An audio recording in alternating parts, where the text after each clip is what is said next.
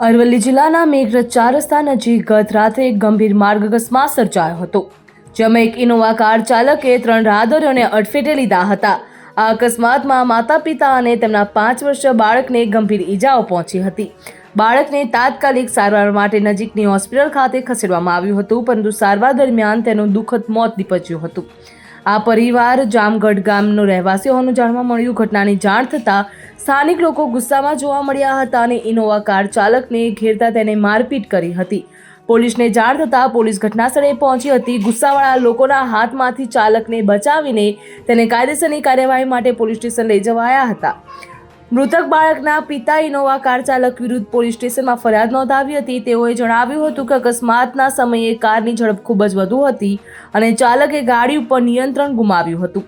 સ્થાનિક લોકો અને પરિવારજનો દ્વારા અકસ્માતને લઈને ભારે ગુસ્સો જોવા મળ્યો હતો અને દુઃખ વ્યક્ત કર્યું હતું।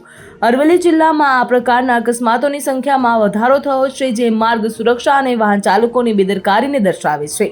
સ્થાનિક તંત્ર અને પોલીસે આ મુદ્દે ગંભીરતાથી વિચારવું જોઈએ અને માર્ગ સુરક્ષા વધારવા માટે પગલાં લેવા જરૂરી છે।